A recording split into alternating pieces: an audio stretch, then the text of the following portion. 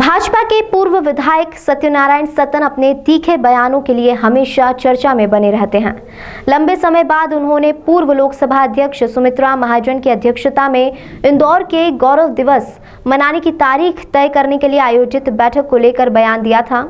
उन्होंने कहा था कि जब सब कुछ सरकार को ही तय करना है तो फिर बैठक बुलाने का क्या औचित्य है।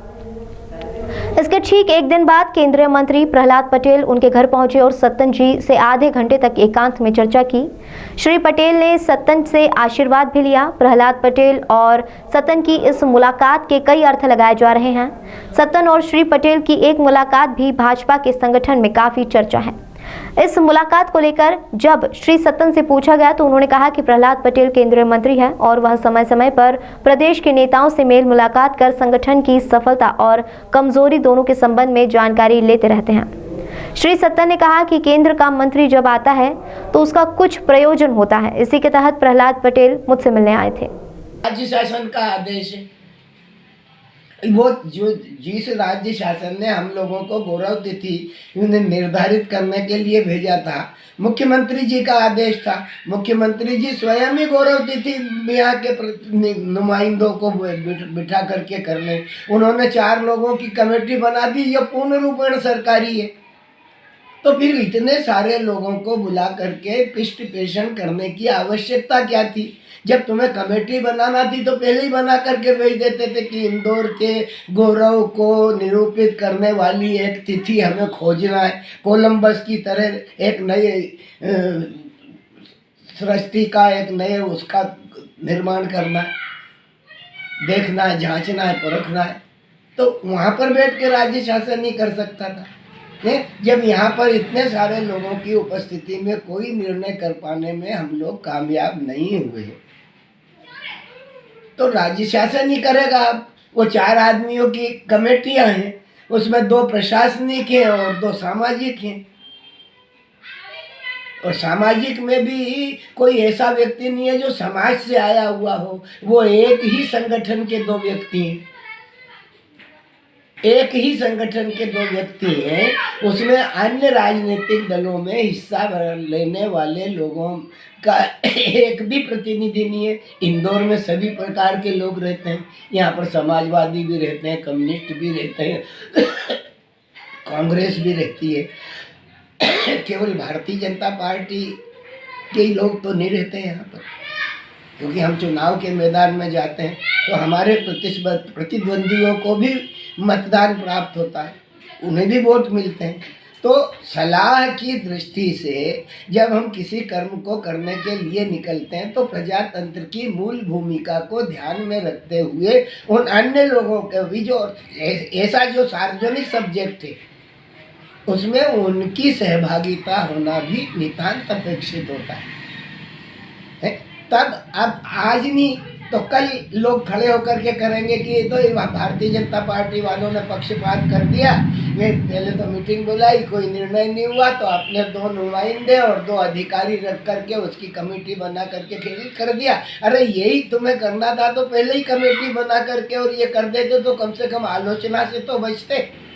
लेकिन अब आलोचना भी मिलेगी और वही बात, वो आलोचना जो मिलेगी वो यही कहा जाएगा कि एक स्पॉट की तरह जो वस्त्र पर लग जाए तो उसको ऐसे ही कहा जाएगा कि अरे यार ये तो पहले से ही सुनिश्चित था। जब कोई राजनेता किसी राजनेता से मुलाकात करता है तो उसमें राजनीति का सब्जेक्ट विषय तो होता ही है, लेकिन चूँकि एक पारिवारिक तौर तरीका भी होता है जो पारस्परिक रूप से एक दूसरे के सुख दुखों को जानना और उनकी घटनाइयों को समझना, ये भी उसका एक पक्ष होता है। और उस पक्ष को लेकर के प्रहलाद जी हमारे बीच में आए थे। प्रहलाद जी जो हैं भक्ति भाव को धारण करने वाले राजनेता हैं। उन्होंने माता नर्मदा की परिक्रमा की है और परिक्रमा करने के पश्चात उन्होंने अपने जीवन की शैली को जिस तरीके से कार्यों में रह कर के उद्घाटित किया है वो अपने आप में अभिनव है। किस तरह से आपसे चर्चा हुई उनकी है? किस तरह की चर्चा आपसे हुई थी? आपके पास आए थे आशीर्वाद लेने?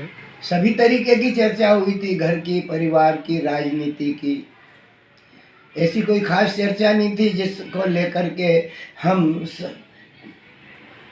उसे वो कर सकें कि हाँ कोई राजनीति के विशेष संदर्भों में कोई आचरण युक्त क्रियाओं को लेकर के हुई हो, ऐसा कुछ नहीं था। ऐसा तो मैंने नहीं कहा कि जोड़ तोड़ करके और ये निर्णय करेंगे, ऐसा मैंने नहीं कहा।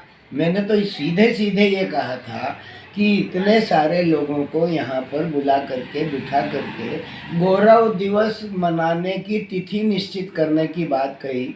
सारे के सारे लोग मिलकर के माता अहिल्या के निर्विवाद व्यक्तित्व को नमन कर रहे हैं।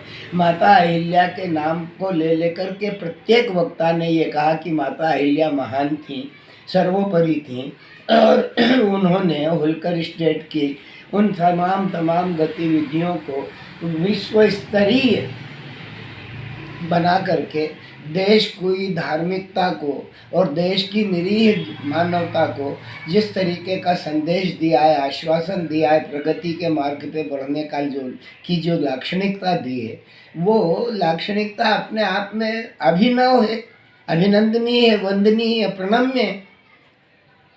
तो क्या लगता है कि इंद्रेश्वर, भगवान इंद्रेश्वर के नाम से जाना जाने वाला इंदौर, वहाँ पर किसी ने भी, कोई ने, सारी की सारी जो मेहनत थी वो अकारत चली गई, उसका कोई हल नहीं निकला, पिसे हुए को पीसा गया।